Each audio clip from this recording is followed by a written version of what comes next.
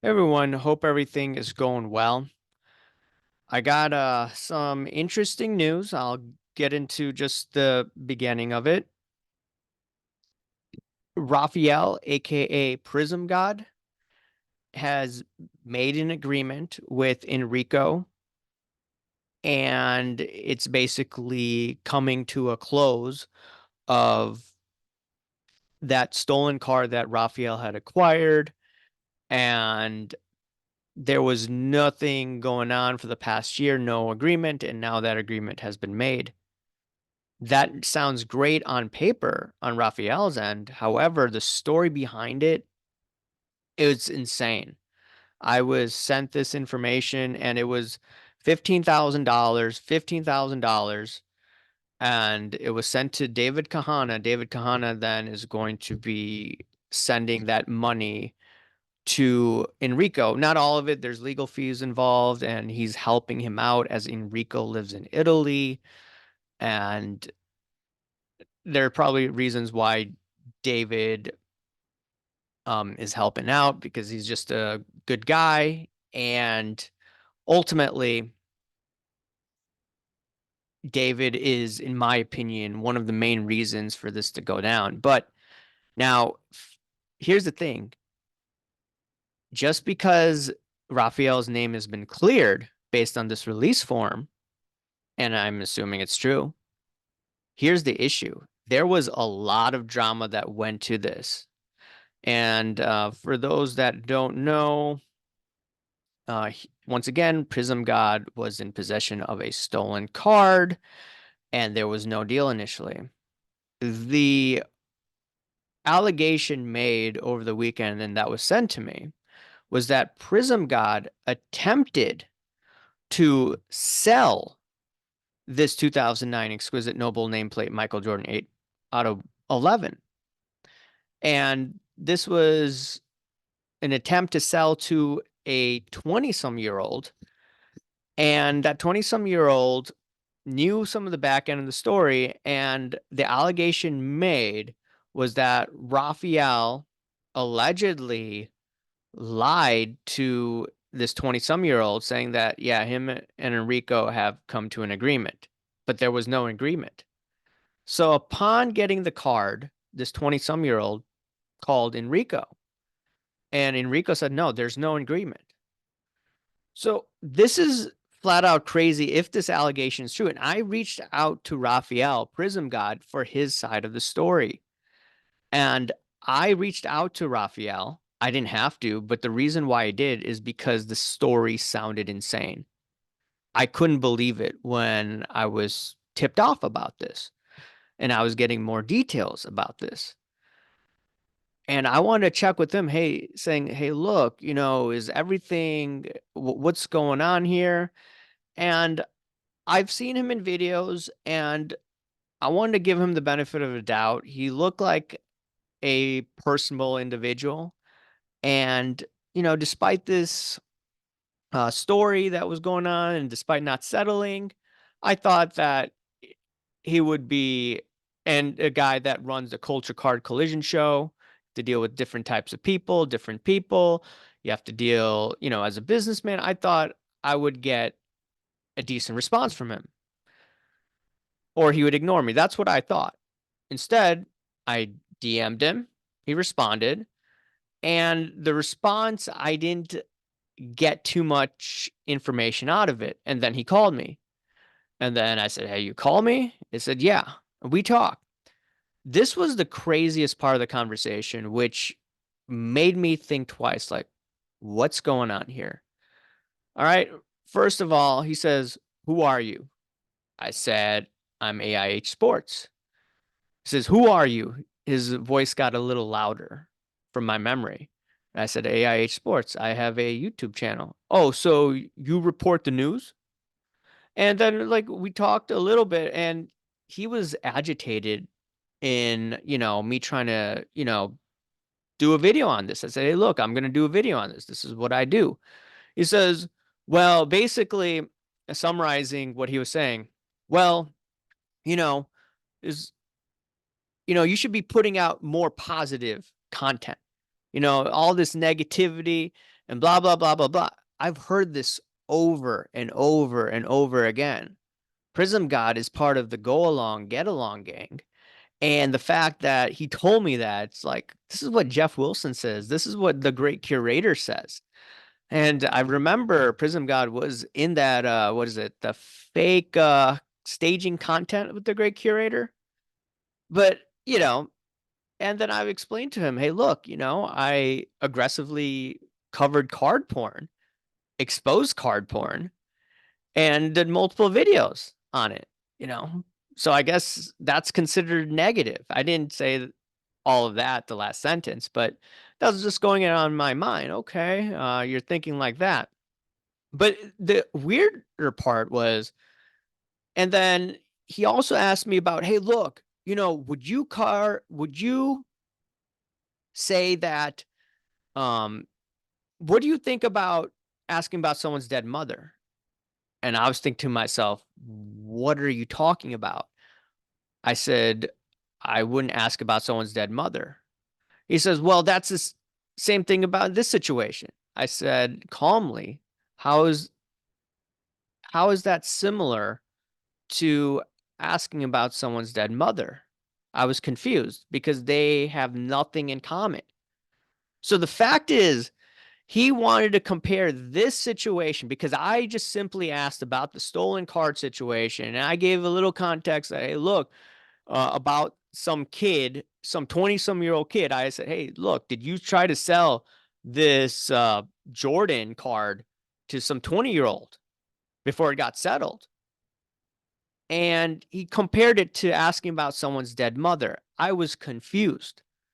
And then he went on saying, hey, look, I don't like this energy coming from you. And I didn't understand because my tone was like a normal conversational tone, how I converse.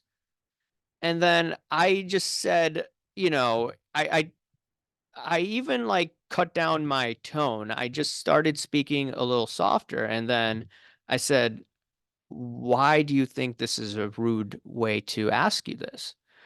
He says, would you have the same type of energy if you met me at a show? And I said, I didn't say anything about that. I was just thinking, like, why would you be asking me about this? I was asking about a stolen card, and now it's all of a sudden, you know, I don't like the way that you're speaking to me, even though I wasn't speaking, in my opinion, in a rude manner. He interpreted it as it is. And then he says, like, what's the next show are you going to go to? I said, well, I'm not going to go to the Texas show where you're at. He says, what show are you going to go at? I was shocked at this type of conversation because he was not answering in specific details of what went on. And he says, you know what? I'm going to be doing a video about this. I'm not going to be talking to you about this and blah, blah. I'm like, okay, fine. I'll watch your video or stories or whatever. Now, I haven't seen anything thus far. And if there is, let me know.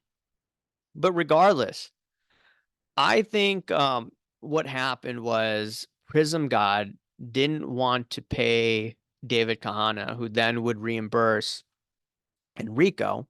This is my understanding from David Kahana. I wanted Raphael's point of view, but there was no way that I could get him to even confirm that.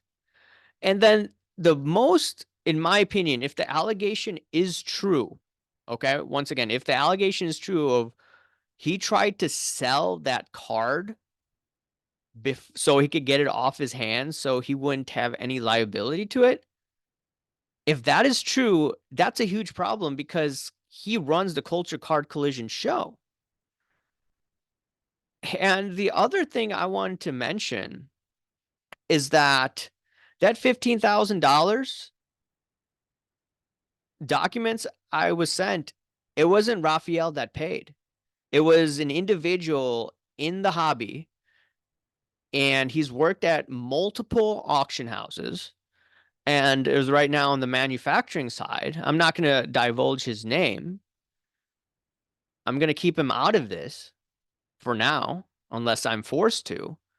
But the reality is, it's Raphael, according to all the information, and if that's true, what I've been able to piece together just from my own opinion, this is why I wanted Raphael to sit down and talk to me, just, even via DMs, is that I believe Raphael got a little shooken up when Jeremy Lee did that video about how he had purchased stolen cards.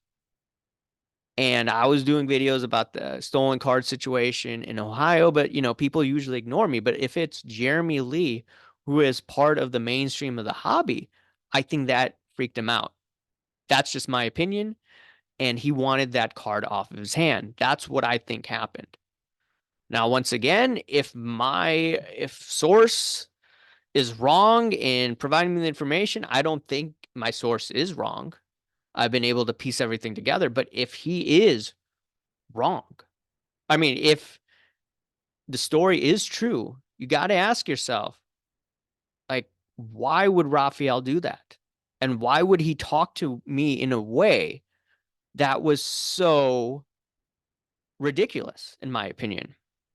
I found that to be a red flag. He was deflecting. He wasn't really giving me specifics.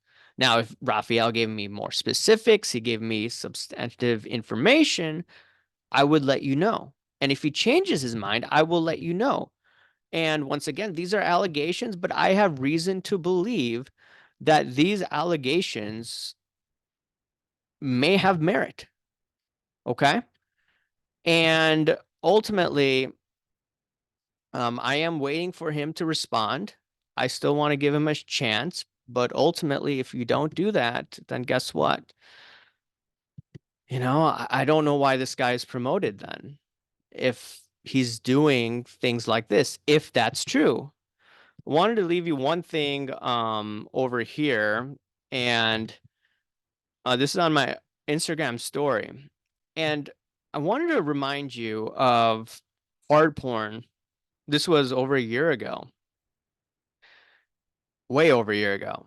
And basically, I was calling out card porn left and right. This is probably almost 1.5 years ago. And then card porn responded without calling me by name. Why would an account with 70,000 followers go after me indirectly? And that made me realize I got to go after card porn even more. So when a big channel gets a little shooken up like this, that's a red flag. And we know what card porn did. Now, the thing is, like I'll read you what I said. This is how card porn responded to me indirectly in the past. When confronting scammers, this is a clue. Then I go on, I asked Prism God about the allegations I received this weekend, and he just went off on me. Like, he got a little aggressive with me while talking to him. He bitched me out. And it was a weird conversation because there was no substantive details. And once again, if Raphael wants to talk, that's fine. It doesn't have to be a video. Like, it could just be DMs. So ultimately, the good news is Raphael's cleared, but he allegedly, from the source that I got, tried to sell off that card. And it was a hobby industry insider that made the payment, according to documents I received. Unless those documents are forged, which I don't believe they are, this is this weird situation. And the Good Old Boy Network is probably going to ignore this because they have a lot invested in him, because it's in Atlanta. Jeff Wilson's in Atlanta, and they're not going to touch this story, in my opinion. Once again, my DMs are open. We can chat anytime. If you think there's something wrong with what I said or the allegation sent to me, let me know. I'm an open book. We could talk, and I'll talk to you later, everyone. See you. Bye.